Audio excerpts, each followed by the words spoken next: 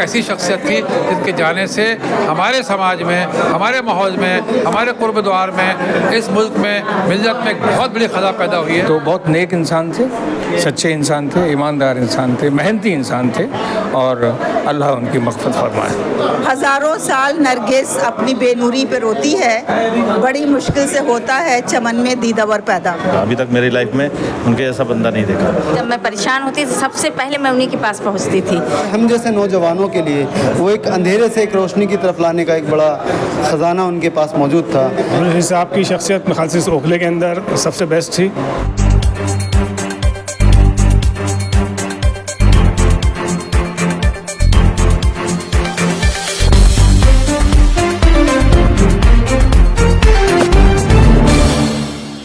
दोस्तों, मैं अभी अबुल फजल इनकलेम में हूँ।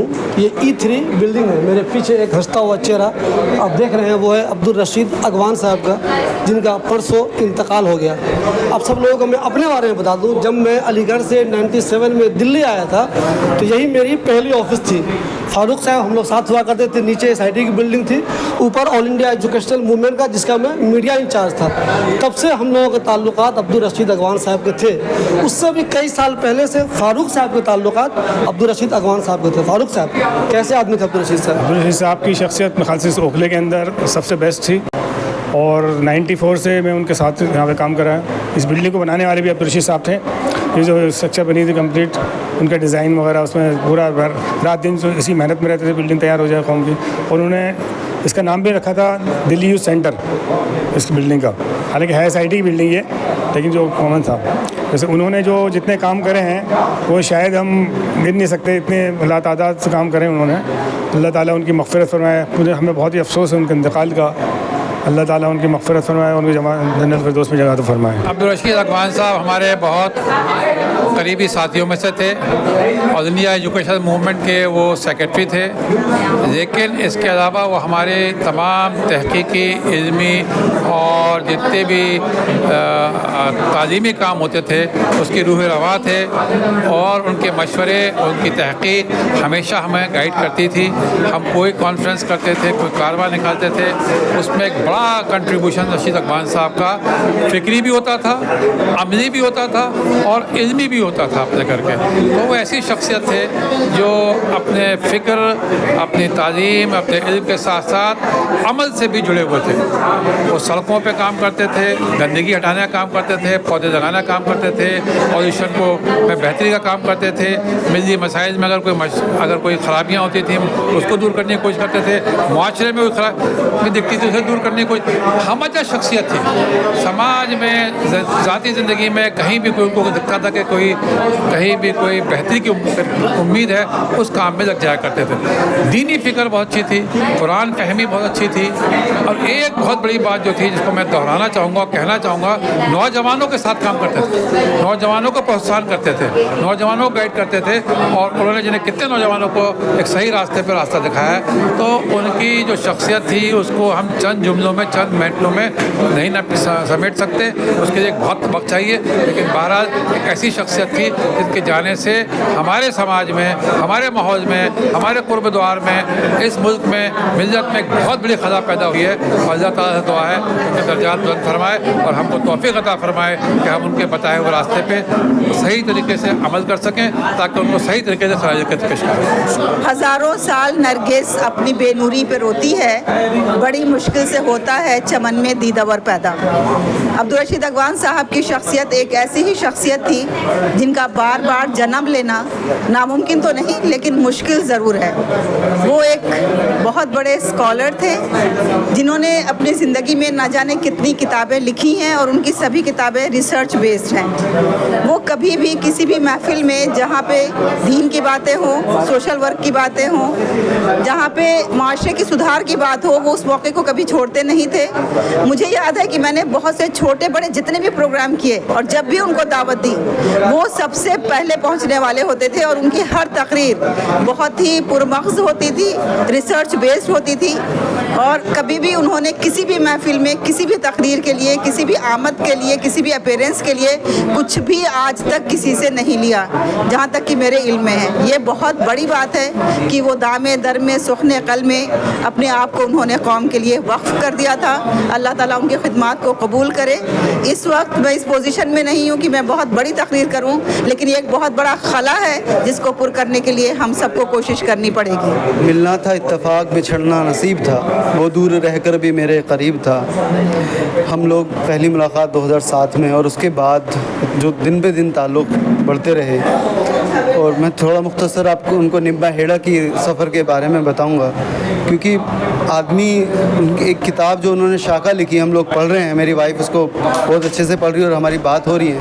उनमें एक लाइन है कि जीवन चुनता है जीवन को, और उसमें फिर उसका कॉन्ट्रडिक्शन, जो हीरो है उसका कॉन्ट्रडिक्शन उसमें है कि मैं तो खुद सारी चीज़ें खुद चुनता हूँ, खाना मैं चुनता हूँ, पहनना मैं चुनता हूँ, कहीं जाना मैं चुनता हूँ।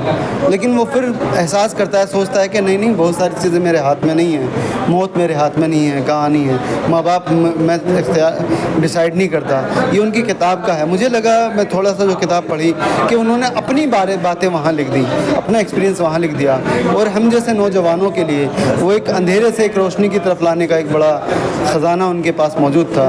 अगवान साहब के लिए जितनी बात की जाए इतना कम है। उसके लिए मैं एक किताब लिख रहा हूँ, मेरा सफ़र निम्बा हेड़ा के लिए, और वो पूरी इनकी जो ऑटोबायोग्राफ़ी होगी अगवान साहब की, मैं कोशिश करता हूँ कि सभी लोग मुझे उसके तासुरात और जो उनके एक्सपीरियंसेस हैं मेरे नंबर 9412121219 पर मुझे व्हाट्सएप करें और मुझे वक्त दे, मैं आके मिलूँगा और उनके ऊपर एक अच्छा, जो हमने उनका एक तहिया है वॉलंटियर ऑफ चेंज, जिसका वो यूथ का मैं एक हिस्सा हूँ, और उसको दोबारा रिवाइव हमने तहिया किया है। नवेद असलम साहब हैं, हम सब दोस्त हैं, जोहरी साहब हैं और एम ए जौहर साहब हैं जो उनके हर वक्त साथ रहे, और मोइनुद्दीन साहब हैं। उनकी हौसला अफजाई से हम दोबारा वो काम करेंगे जो वो अधूरा छोड़ के गए हैं। हमारी ज़िम्मेदारी है उसी इखलास के साथ, उसी मोहब्बत के साथ उस काम को आगे बढ़ाया जाए, और तो इस्लाह फलाह उम्मत के और दुनिया में इस्लाह के लिए हम काम के लिए आगे बढ़ें और हमारा ख़ुद की भी इस्लाह करें। जो हमने हमारी यादें उनके साथ जुड़ी हैं, हम चाहें वो अपनी ज़िंदगी में ले आएँ। ये ऐसा मोमेंट, एक ऐसा लम्हा जो कभी नहीं भूलने वाला। आज इतना दुख है, बड़े ही दुखी मन से मैं ये कहना चाहूँगी कि जो उनकी खूबियाँ थी, जिस तरीके से उन्होंने अपने आप को गाँव के लिए, लोगों के लिए समर्पित किया था। मैं वॉलंटियर्स ऑफ चेंज का हिस्सा रही और फाउंडर मेंबर में थी। मेरे ही स्कूल में ये जो वॉलंटियर्स ऑफ चेंज बना, और उसके बाद जो है लगातार मैं उनसे, मुझे गाइडेंस मिलती थी और वो मुझे बेटे की तरह माना। और जो भी मुझे परेशानियाँ आती थी, जब मैं परेशान होती थी, सबसे पहले मैं उन्हीं के पास पहुंचती थी। तो उसी तरीके से मुझे जो है बताते थे कि क्या करना चाहिए, नहीं करना चाहिए, और एक बाप की तरह उन्होंने जो वादा किया और उसी तरीके से मुझे संभाला। क्योंकि मेरे फादर की जब डेथ हुई थी तो सबसे पहले वो आए और ये कहा, बेटा मेरे सर पर हाथ रखा, उन्होंने कहा बेटा तुम अकेले नहीं हो, और मैं जो है जो भी बात होगी तुम परेशान नहीं होना, मायूस नहीं होना। SDPI में भी लाने वाले वही हैं मुझे, और मुख्तलिफ़ तंजीमों यानी मुशावरत में भी लाने वाले वही हैं, और जो भी मैंने उनसे सीखा वो लफ्ज़ों में बयान नहीं हो सकता। अब्दुल रशीद अगवान साहब से मेरा 10-12 साल का ताल्लुक़ रहा है, और मैंने उन्हें ऑल इंडिया एजुकेशन मूवमेंट के एक मुतहर्रिक, एक बहुत ही एक्टिव मेंबर की तरफ से पाया। मुझसे उसमें सीनियर भी रहे, और वो एक थिंक टैंक की तरह काम करते थे, आइडियाज़ देते थे। हमारी जब तालीमी कॉन्फ्रेंस होती थी तो उसमें जैसे सब्जेक्ट टॉपिक क्या होना चाहिए, कौन स्पीकर होने चाहिए, इसमें वो हमेशा हमें गाइड करते थे। और अगर वो नहीं जा पाते थे, जैसे कि वो औरंगाबाद की कॉन्फ्रेंस में नहीं आ पाए, तो उन्होंने लिख के पेपर भेजा मुझे, और उनके बिहाफ पे मैंने पेपर पढ़ा। तो ये देखिए उनका कितना शौक़ था और कितने वो मुनहमिक थे तालीमी और समाजी कामों में। एनवायरनमेंट पे उनका काम है, रिसर्च पे उनका काम है, दीन पे उनका काम है, समाजी फलाह बहबूदी पे उनका काम है। तो बहुत नेक इंसान थे, सच्चे इंसान थे, ईमानदार इंसान थे, मेहनती इंसान थे और अल्लाह उनकी मग़फ़िरत फरमाए। करीबन 15 साल से हम अगवान साहब से मुलाकात में थे और कदम से कदम उनके साथ हम बहुत सारे मूवमेंट में काम किया है। हाई टेंशन पे 2 लोग मर गए थे, उसमें भी उन्होंने बहुत बढ़ चढ़ के हाथ किया। मतलब हर चीज़ में उन्होंने, उनके जैसा आदमी मैंने नहीं देखा अभी तक मेरी लाइफ में, उनके जैसा बंदा नहीं देखा। वॉलंटियर ऑफ चेंज में मैं पॉलिटिकल अफेयर का जिम्मेदार था, तो उन्होंने ऐसे बहुत सारे डिपार्टमेंट बनाए थे, सबकी जिम्मेदारी दी थी और बहुत बड़ा उनका मिशन था और हम लोग इंशाल्लाह उस मिशन को पूरा करेंगे इंशाल्लाह।